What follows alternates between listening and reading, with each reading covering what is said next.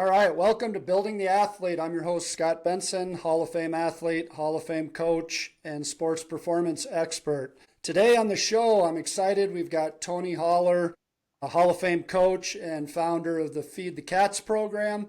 Tony, welcome to the show. Please introduce yourself and tell us how you're doing today. Well, thank you.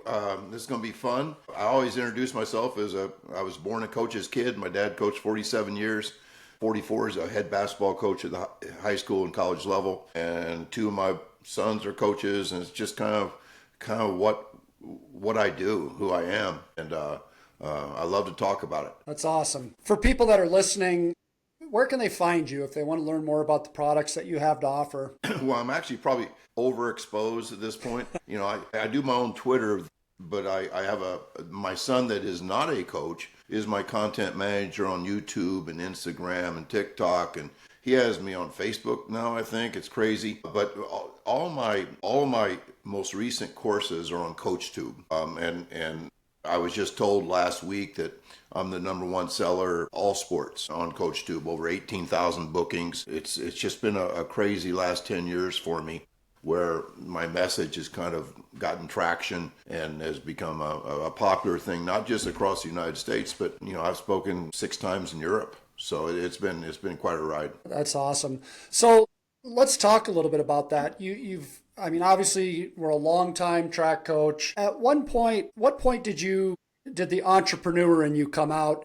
And how did that evolve into what you're doing now? Well, like so many things in life, you can't choose your time. I was a good coach long before anybody knew what I was doing. But I think that something happened around 2012 where this sounds strange, but I got on Twitter. And at first I thought, what was Twitter? And I think my son told me, yeah, it's just where people say what they're doing, and it's kind of a silly thing and blah, blah, blah.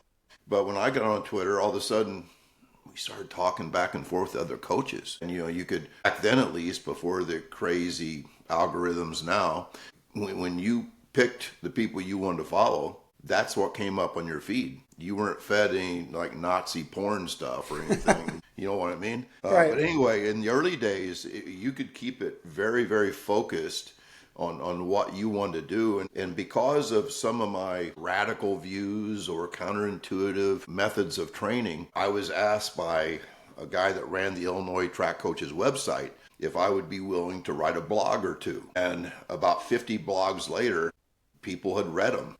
And all of a sudden, people wanted more. And as luck would have it, a phenom lived in my neighborhood named Marcellus Moore, who set the world record for 14-year-olds when he was a freshman for me, and the Illinois state record as a sophomore. And at the age of 23 now, he's run 9.93 in the 100, 8th best in the country. So having a phenom like that kind of put my ideas on rocket boosters. My ideas were good without Marcellus, but when people saw Marcellus, they're like, oh, who's his coach? And so that led to content creation and podcasts, and before you know it, it's kind of like Feed the Cats is something that people know. Right. When you say you were out on Twitter a lot and people were reading, was it mostly coaches? Yeah, it was. It was absolutely coaches, and I think I benefit from having a multi-sport background as well. I mentioned my dad was a famous basketball coach. 2 of my mom's brothers were Hall of Fame football coaches. And I coached football for 25 years. I was a head basketball coach for 9. My sons were multi-sport athletes and all that kind of stuff. So I think I make fun of track coaches often because they're kind of analytical, distance geek type of dudes that carry a clipboard. And they're very organized and all that stuff. And I'm kind of the opposite. I'm kind of an emotional. One time a guy told me that I coached track like a basketball coach. And I thought, gee, what does that mean? And do I get technical fouls and stomp my foot and yell? And it probably does. I was an emotional track coach. And I think that helped. And so a lot of my track and field ideas now are blooming in football and in lacrosse and in basketball and rugby and those kinds of things, because really I don't sell a recipe. I sell a way to cook that's very different from the traditional way. Yeah, absolutely. And I think you and I coached a lot of the same, and we'll talk about that here. But everywhere I go, I talk to high school track coaches and it's feed the cats, feed the cats. I hear it all the time. And I mean, honestly, maybe 4, 5, 6 years ago is kind of when I first started hearing it, but it's everywhere now. And one thing I see in sports a lot, and in all sports, not just track and field, but so many coaches, they're a victim of their past. They do what they did, or they just do what the program has always done because that's the way the program's always done it. And I think you've been an innovator, especially talking about speed development.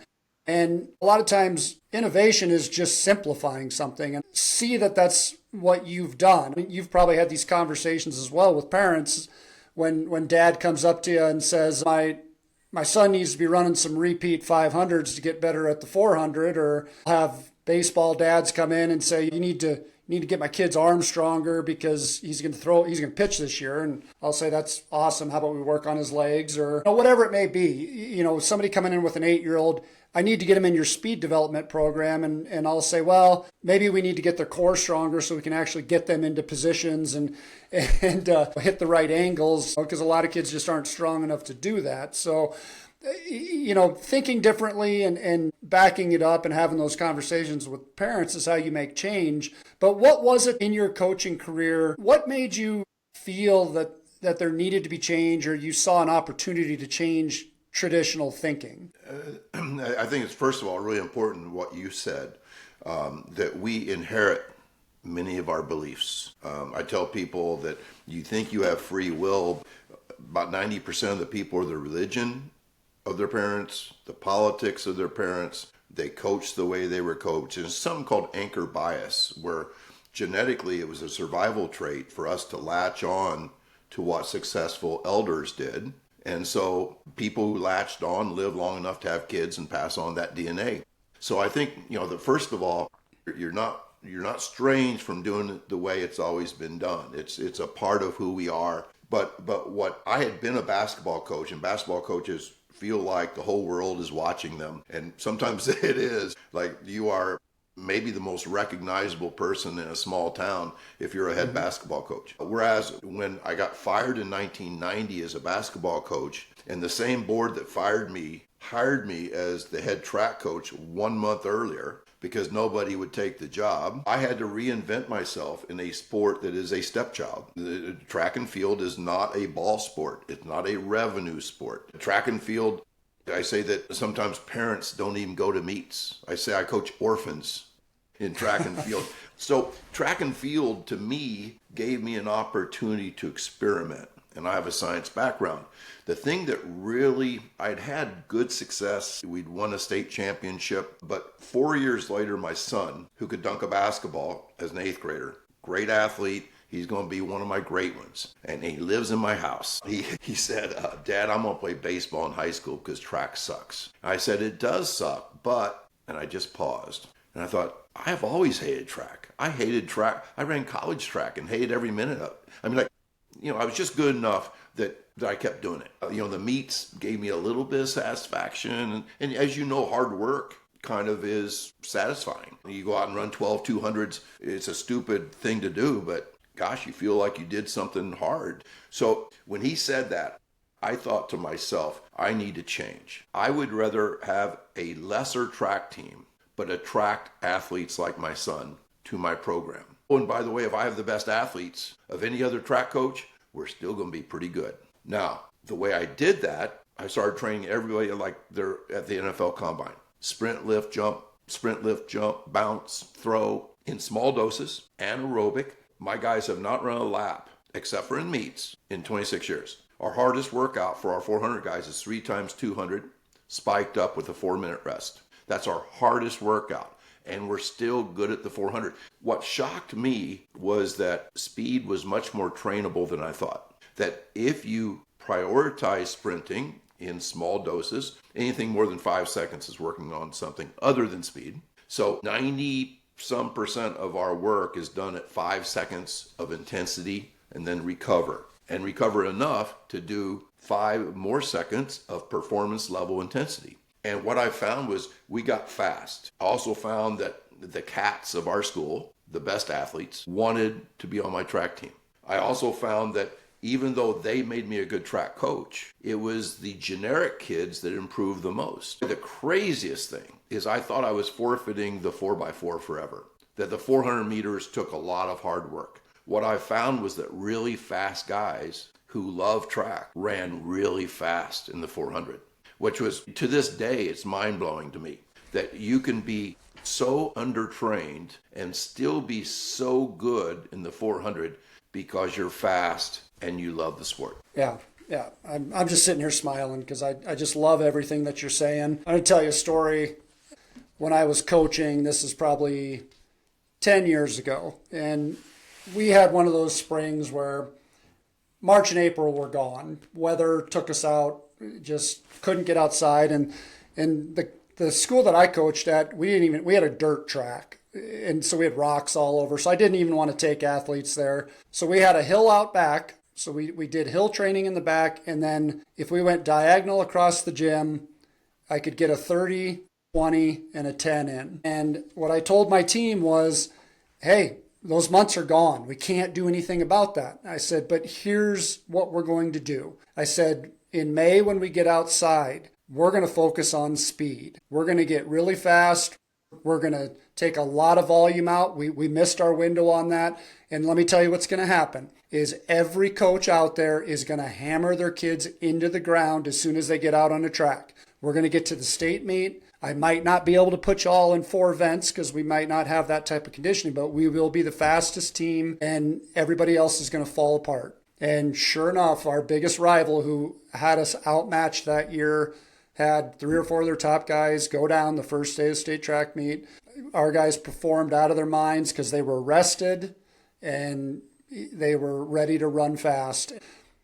That to me, I think, is a lot of the same philosophy that we share. It's not about, and this is well beyond track and field, and I'd like to talk about it, but coaches hammer their kids into the ground for absolutely no reason. Like I see basketball coaches, it's the week of the state tournament, they're putting their kids through boot camps. It's like you're training them for the off season because it's not even going to have an effect on them before you play in 5 or 6 days. So I see this in so many different sports. I enjoy what you're saying. Tell me, and you've answered it a little bit already, but what is your definition of speed training, not just in track and field, but in all sports? Well, speed training, I say that if you wanted to define, how you train a cat, sprint as fast as possible, as often as possible, as fresh as possible. Those 3 things. I mean, that should be like a sign or something up on every athletic locker. And so if you break that down, when you say as fast as possible, that means you must do as many things optimally as possible.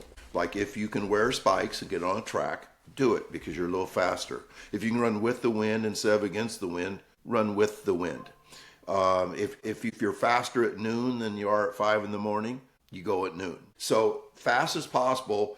The biggest thing, you have to be being timed. If you are not being timed, you probably are just running. You will not come close to running as fast as you can. So time sprints, the key number 1 thing you can do as a speed coach. You can be a speed coach without knowing any of the hundreds of coaching points that I know about sprint mechanics.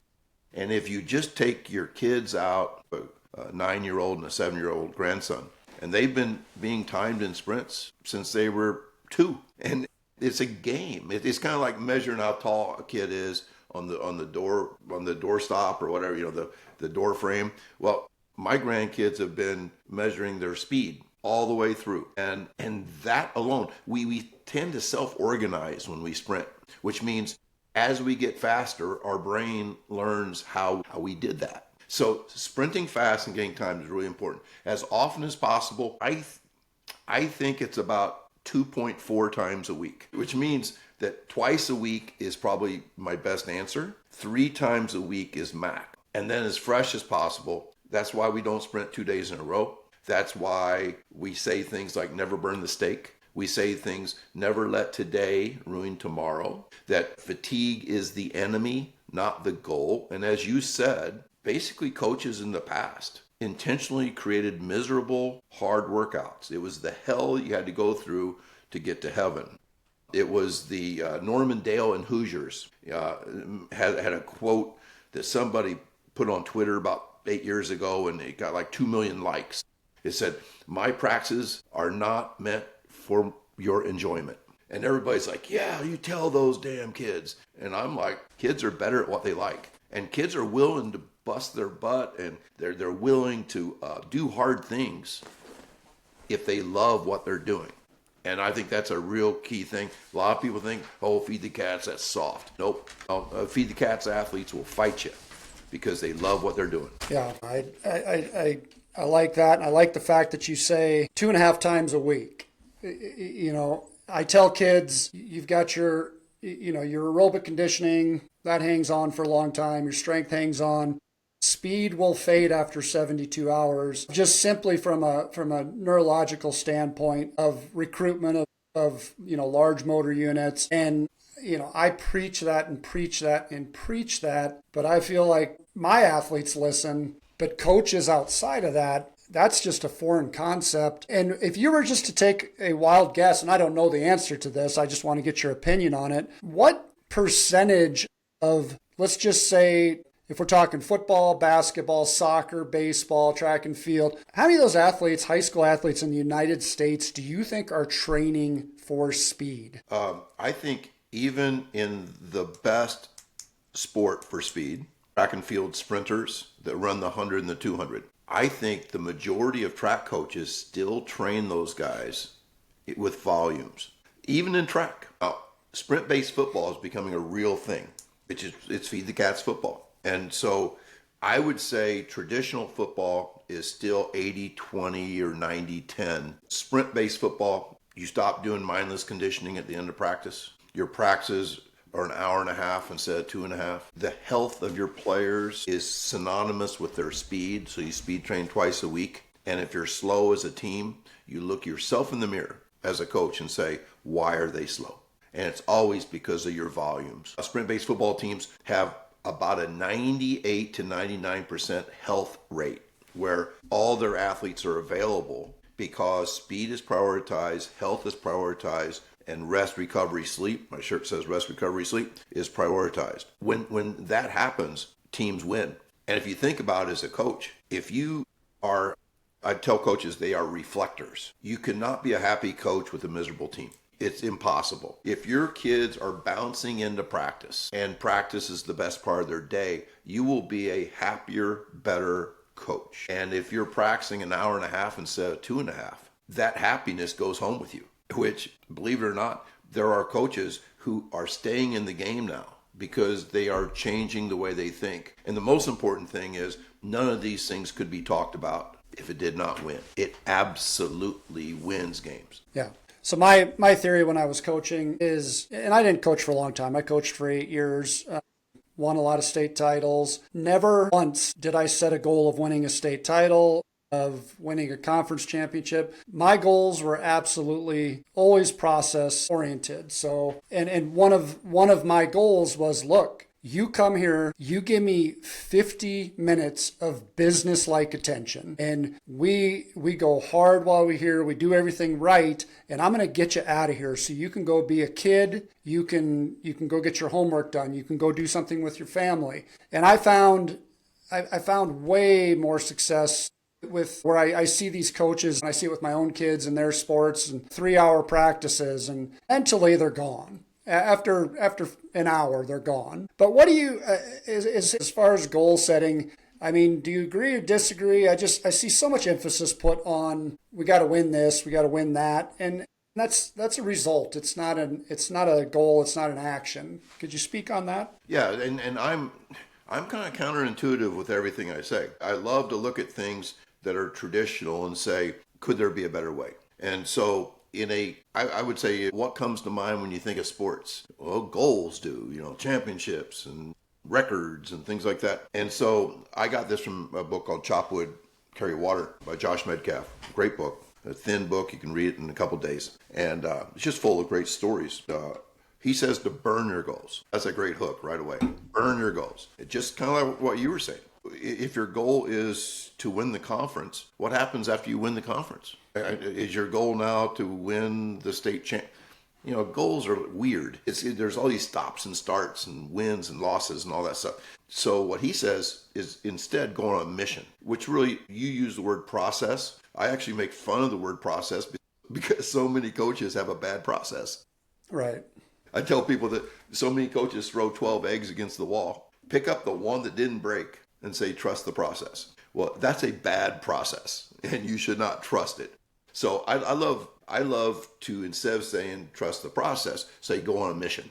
The mission never changes. You want to be the best you can be, and you wake up with the same darn mission every single day. And then the third thing is the hardest thing in the world for me and for all coaches, and that is surrender to the results. The reason why that is so important is not just for your mental health, but because if you are, I tell the story that the 300, the Spartans that went to fight the 100,000 Persians at Thermopylae, those 300 guys knew that they would all die. Matter of fact, they were picked because they had the strongest wives, because they knew that all of their children would be orphans raised by their wives. So when they went to Thermopylae to battle the Persians, they fought like nobody else because they were not worried. They didn't think about winning and losing. They had surrendered to the result. Now, if all three of them survived, you can handle that. That's no big deal.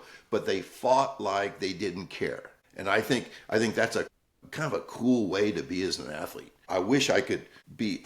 I've always been the type of guy that, like as an athlete, I thought too much and tried too hard. And that's carried on to coaching. So I have to self-coach myself a lot to surrender to the result. That if we go perform and take care of business, it doesn't matter if we're second or third. And we will move beyond that, and the mission never changes. Yeah, that's good stuff. You might need to counsel me on that. I'm same way, where I was always ultra hard on myself as a coach and an athlete. It's kind of funny. I have my youngest daughter who's a junior this year, and she's a volleyball player and a high jumper. There's no thought process behind it. She just goes out there and she's dancing and laughing and she performs. And it drives me nuts because I couldn't be like that. I had to be serious and focused. And before, I would compete in a major championship, I would isolate for days and visualization and all that stuff. And then I see my daughter, she's out there watching TikTok videos 5 minutes before she jumps, and that works for her. So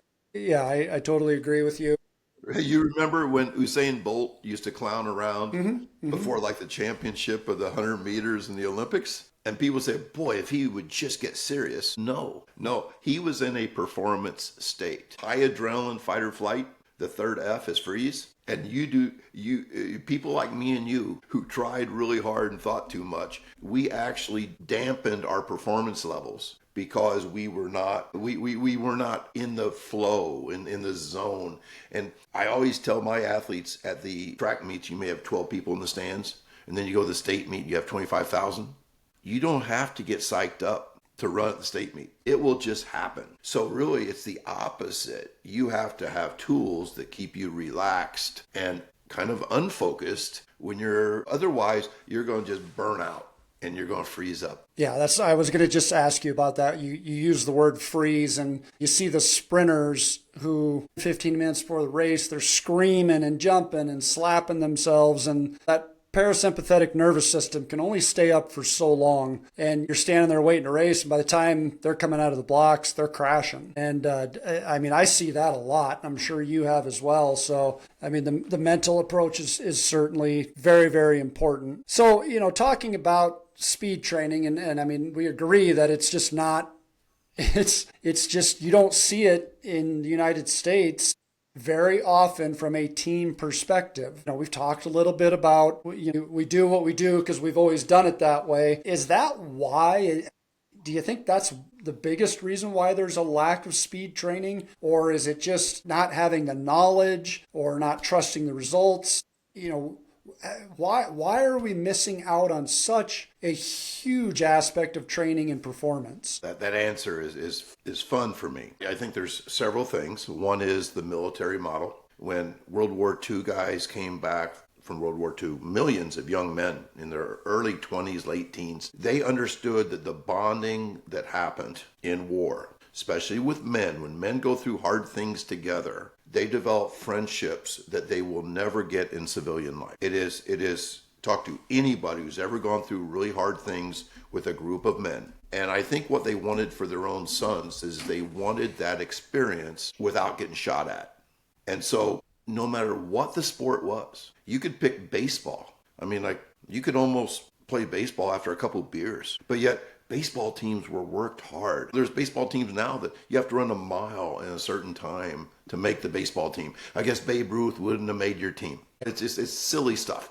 But I think that hard stuff is important. I think that hard sells. Like when I'm watching a football game, the things that they talk about with individual players is not their rest, recovery, sleep, not their discipline in eating, not their consistent speed training, which is 5 seconds or less.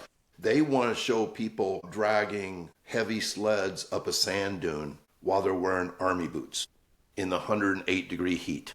You know, everybody wants to be the Mamba mentality. Every great athlete wants to tell you that the only reason they made it was they outworked everybody else. And I'm sorry, but Kobe Bryant, he had some advantages. I'm sure he learned to work hard, and he learned to love to work hard because he got so much feedback and money for doing it. But the Mamba mentality of getting up at 4 a.m.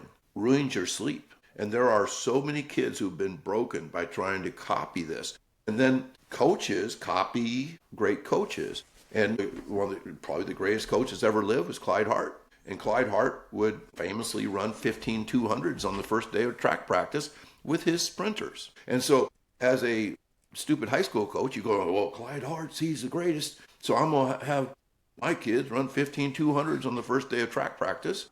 And those 14-year-old girls break their shins. They break, and you broke them. You should be charged with abuse. But instead, you said they're soft. They aren't ready. They weren't as tough as we were as kids, and all that kind of stuff. And so all this stuff gets perpetuated, and then we live in echo chambers where job security is like doing what everybody else does. There are sprint-based football coaches, this is a cool story, who say, Coach, I'm totally bought in, we're going to do it. But if we go 6-3, I'm going to get fired. And I know why. I said, well, why, Coach? He goes, well, because the 3 losses are going to be because we didn't practice long enough, hard enough, didn't do enough conditioning. I said, well, what if you worked harder than anybody and went 3-6? He said, I would not be fired. Wow. So really, really hard work is job security for a coach. And if you think about it, these guys that do less. I actually coached with a guy who gave his kids Thursdays off before a Friday game. Hall of Fame coach. This guy went 9-0, lost in the first round of the playoffs. And there was a special board meeting to try to fire him because he gave him Thursdays off, and people said they saw him on a golf course on Thursdays. Well, Thursdays off made his team play better, but he got blamed. That one loss was blamed on not working as hard as other teams. Wow. Yeah, it's so funny. You brought up copying, athletes copying, coaches copying. My question was, how often do you see coaches just copy speed coaching without understanding the technical side? So we already got to that, but I had the opportunity. One of my former teammates and training partners trained under Dan Paff for a lot of years when he first started at the University of Texas. So he connected me with Dan, and I was asking him, this is probably 10 years ago, maybe longer. I was asking him about Usain Bolt and the toe drag coming out of the blocks and, what his feelings were on that. And boy, he fired back at me, and he's like, it's BS. He said, we have all the data on it showing that Asafa Powell, Usain Bolt, they've all slowed down over the 10 when they started doing that, but now kids see them doing it and they're trying to emulate it. So I just agree with you so much on that so many things, especially with social media now, it's just a copy culture. They see something that gets a lot of clicks or a lot of likes, and so it must be good. And it's just so far from the truth. Yeah, I love what you're saying there with copying. So what I did a couple weeks ago, I had a professional baseball player on, and we made some huge speed changes with him over COVID. He was a big, strong athlete, always fairly fast, but had no idea. He was powered it. He just powered himself, he'd run fast. And we kind of refined him, and I got him working with my college sprinters. And in about a month, he was running away from my college sprinters. And I had some D1 guys. I was like, hey, what are you doing? And they said, we can't keep up with him. But he went on to have a good college career. And then at the MLB Combine, he ran the second fastest 30-yard dash. And then he ended up being a fourth-round draft pick of the Yankees. But he said it. I mean, we hear speed kills all the time. He said speed pays. He said, because I was able to improve, maybe it was 0.3 of a second, a 60-yard dash, but that paid me more in the draft than if I would have stayed where I was. Do you feel that speed is probably the most important component of an athlete trying to move on to a college level? Yes. Whenever I ask a coach, describe your best player, your best athlete, the first word comes out of their mouth is fast. Never slow, but no, speed is number one. One of my favorite topics is offensive tackles in football. If you're an offensive tackle with great tape, you're a great player, you're all conference, 6'5", 320, blah, blah, blah, and you go to the combine and run a 4.9, you're a first round draft pick. That same guy, if he goes and runs a 5'4", does not get drafted. I mean, in a position that does not require sprinting, the ability to sprint, we say, I'm a partner with Les Spellman, and my quote is, speed is the tide that lifts all boats. Les says, speed is global. And what that means is, if you are fast in a straight line, getting timed, you have a better first step as an offensive tackle, even if it's backwards. You have better balance. As a baseball player, yes, your guy that ran faster at the combine, his stock went up because people want athletes. But this is kind of the forgotten thing. The speed training is the most extreme movement the human body can do. There's nothing more extreme. And when we improve at that extreme, we are able to send faster nerve impulses. We are able to contract and relax more frequently.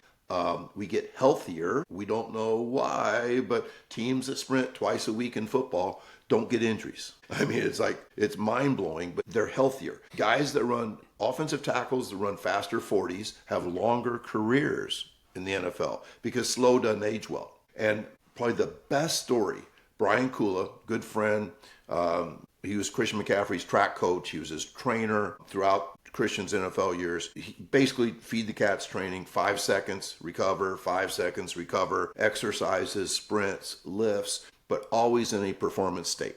Always performance state. Well, 2 female golfers in Denver came to Brian and said, would you train us? And he said, yes.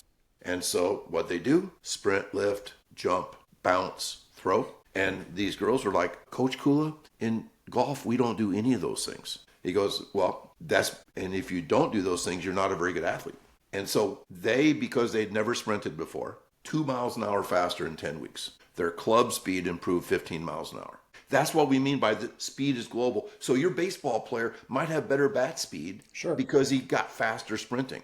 He may have better cognitive recognition because his nervous system has improved. I say that speed's the fountain of youth. If I'm a runner instead of a sprinter just because of the time I grew up in, but if I could go back in time, 50 years ago, I would never jog another mile, ever. I would sprint 5 seconds, take a break, 5 seconds, I'd do some exercises, lift some weights, have fun, and I'd be younger now than the 66-year-old I am now. Well, again, I'm smiling a lot here. You say the fountain of youth. I just read an article. They used to use grip strength as an indicator of longevity. Now they're talking about force production as an indicator of longevity. Using myself as an example, today's my 56th birthday, and I'm closer to 60 than 50, which is a little bit scary, but I train the same way I did when I was 25. I still do Olympic lifts. I still lift heavy. I still do plyometrics. I still sprint every week. And I've stayed religious to that over the years. I've never been injured. Even when I was an athlete a long time ago, I was always healthy.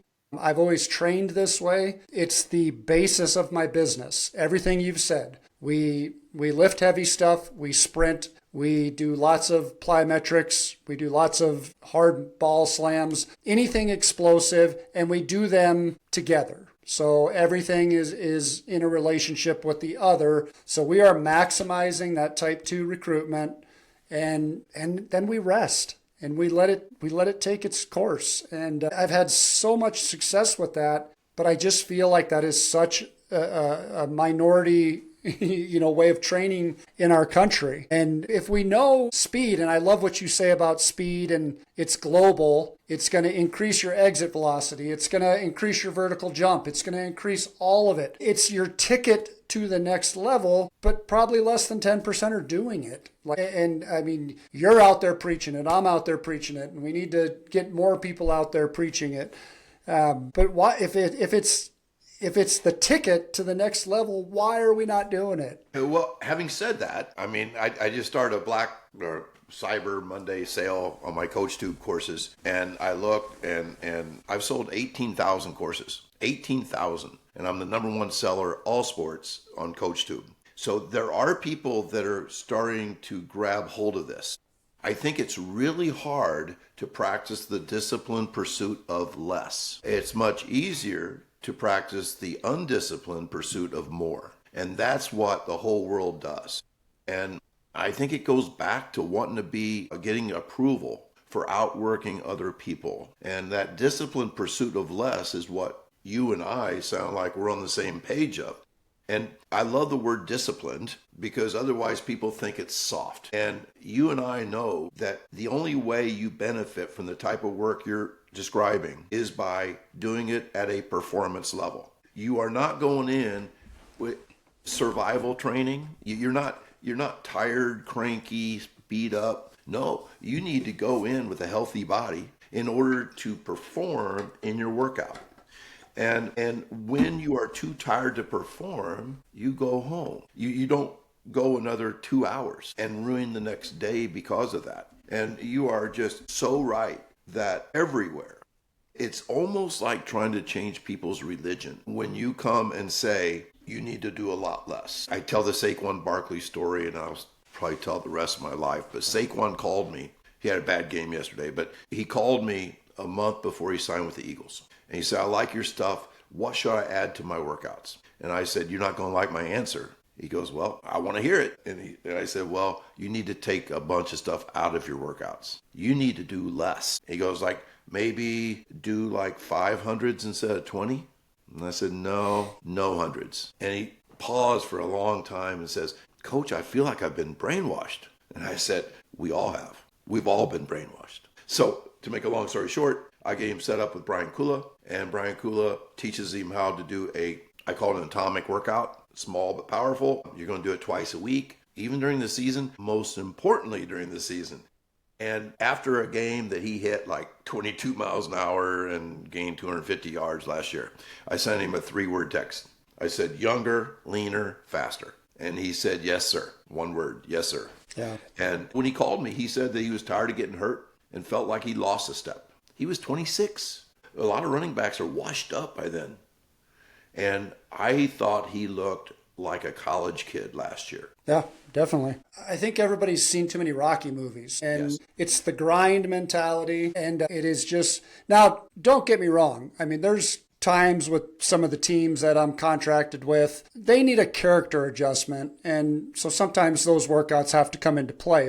And I will be absolutely honest with kids, like, look, there is no athletic benefit to doing this. Basically, your coach is upset with you and he wants me to character adjustment. So, but for the most part, yeah, it's more about the quality over quantity. And I think one thing you said earlier was metrics. So when it's competition level with everything, and I think a lot of times if you put metrics on it, then you have a reason to shut it down. If you're running 30-yard flies or whatever they may be, and we're declining, then why are we continuing? Obviously, fatigue is setting in. And so I just talk about that with a lot of coaches, to use those type of resources rather than trying to eyeball everything. Because trying to eyeball somebody when they're running at 100% of their speed is it's difficult to do. We all think we can do it, but you use video, use metrics, and take the time to break those things down with your athletes. Tell me, I'm a big strength guy. I look at strength training depending on off season, in season. In season, if I'm looking at a sprinter, I want maximum recruitment with the least amount of fatigue possible. So I like low intensity. I like rack squats for sprinters, mixing it with plyos and just maximizing that explosive power. How does the weight room factor into your training? A lot of people think I'm anti-weight room. Maybe because I don't have enough tattoos or big enough arms, or I don't know. I don't know. But I don't talk much about the weight room because that's not where I work. It makes a difference. But I think I've been important to the coaching of the meatheads of the world, the weight room guys. I'd say that as a term of endearment. I have a couple really general things. Strength is good. Period. Strength is good. Everybody needs to lift. Everybody, especially people as they approach 70, like me. You know, if you're not lifting, you're dying. And even if you're lifting, you're still dying, but you prolong it a little bit. But strength is just so important. Nothing in the weight room has a direct correlation to speed. And that really hurts people's feelings. But I say that I cannot come in and watch a kid lift and say, you're going to be on my 4x1 team. But I can watch a kid dunk. Right? There are things that are KPIs of speed, and there's nothing in the weight room that is. Now, does that mean they shouldn't lift? No. But I think, to me, that gives you license to keep it variable in the weight room. Variety is really good. I think that since sprinting is one-legged, that should tell us something about our direction in the weight room. One of the things I say is never let the weight room interfere with the sport in season, and never let the weight room interfere with sprinting.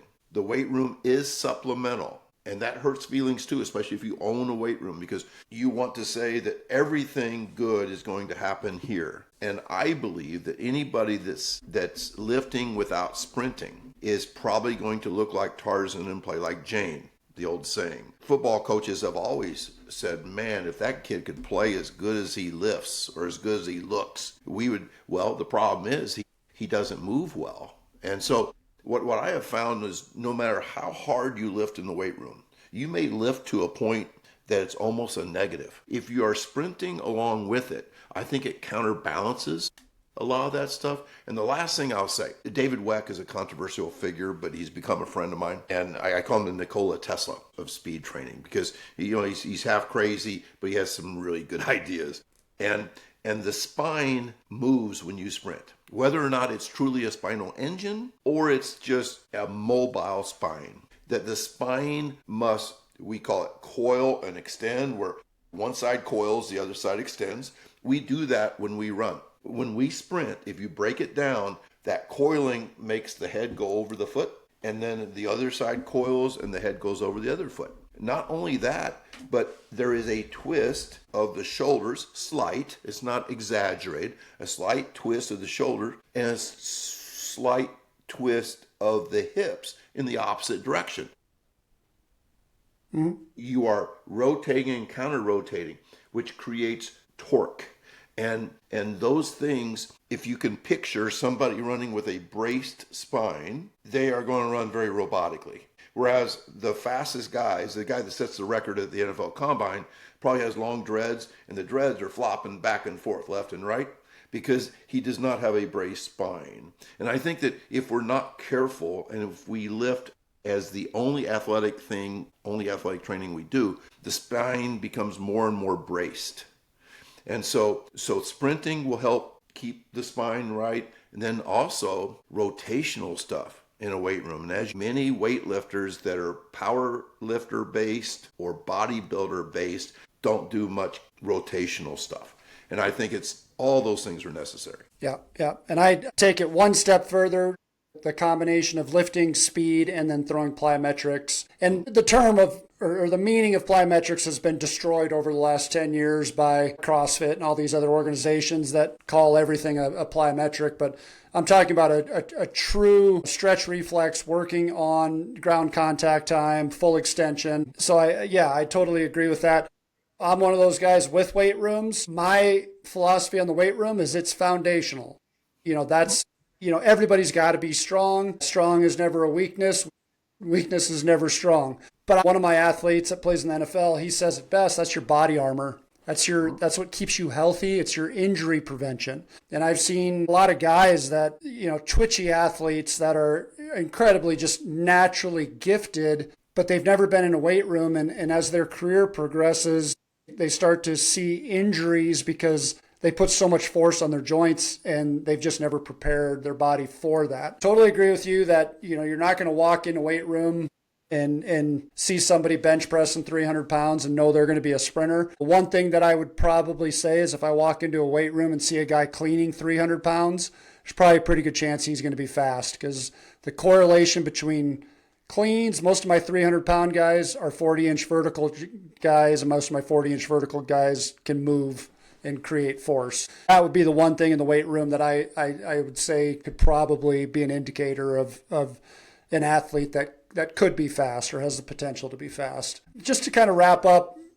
something I've heard lately out of the Altus camp, Stu always kind of has some different thoughts there. And he came out and talked about how the A series maybe isn't quite as important as the emphasis we've put on it over the years, and that we need to be focused more on extension and pressure into the ground. What's your opinion there? Are you talking like speed drills and things like that? Yeah. Okay, yeah. A skips, all that. Yeah, I have done the speed drills that we do. Like in our atomic speed workout, people can look it up. Doesn't cost anything on YouTube. And my atomic speed workout's a 15-minute workout where you do 60 seconds of work. You do 10 speed drills in 10 minutes. Now, my business partner, Chris Corfist, who's world famous, he'll say stuff like, "We don't do speed drills. Speed drills don't get you any faster." Blah, blah, blah, blah, blah.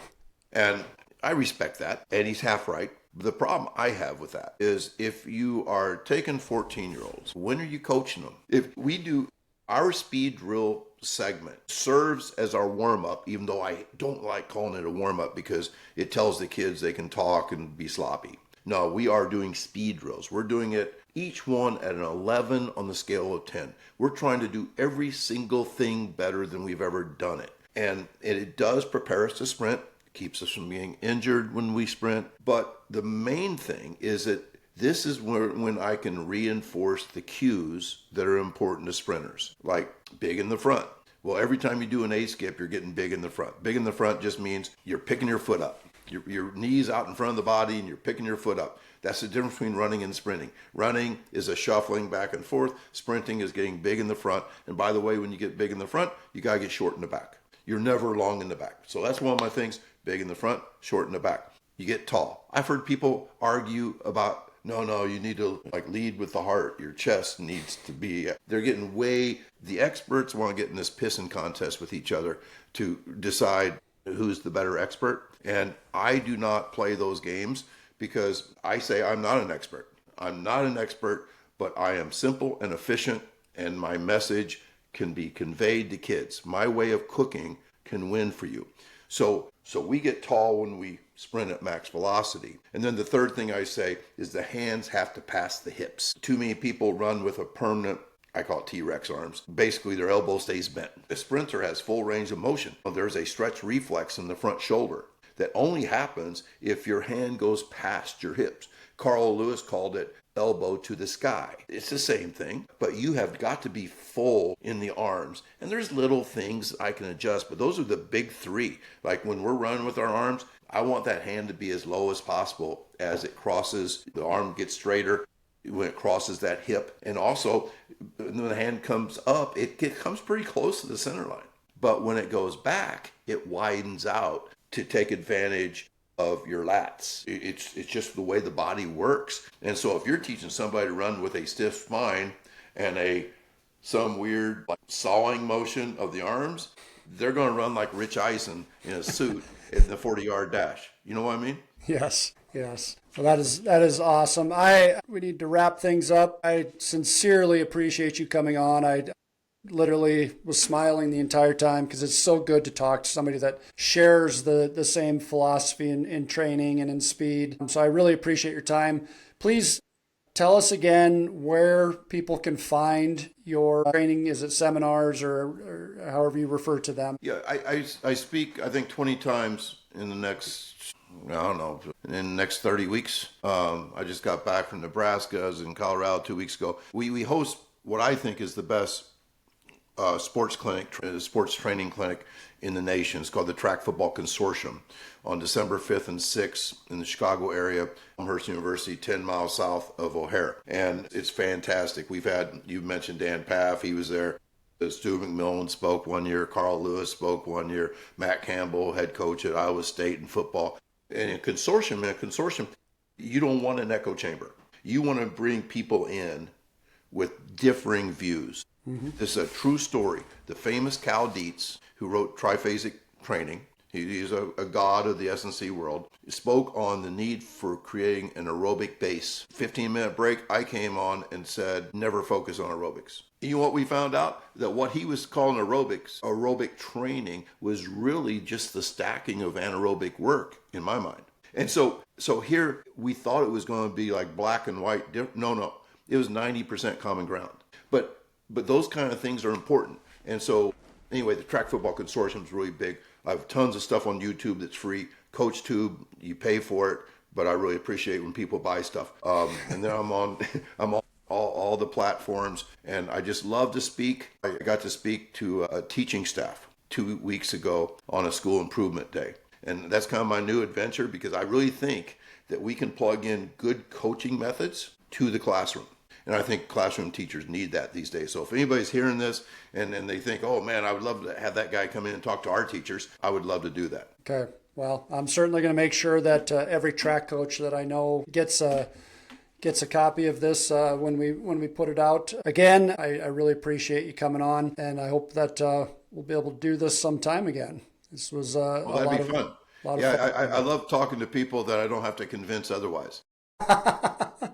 Yeah, I'm pretty easy sell on that one. Yeah.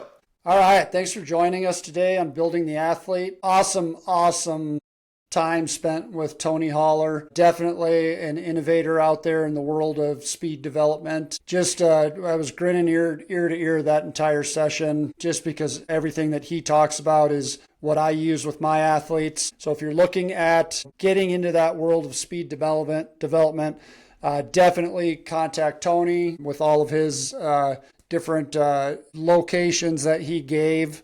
Again, my company, bensonsportstraining.com. You can definitely come there for help as well. Check us out on Facebook, Instagram, and YouTube under Benson Sports Training. And join us next week, where our guest will be the author of The Confident Mind, Dr. Nathan Zinser. Great book that I have shared with dozens and dozens of my athletes.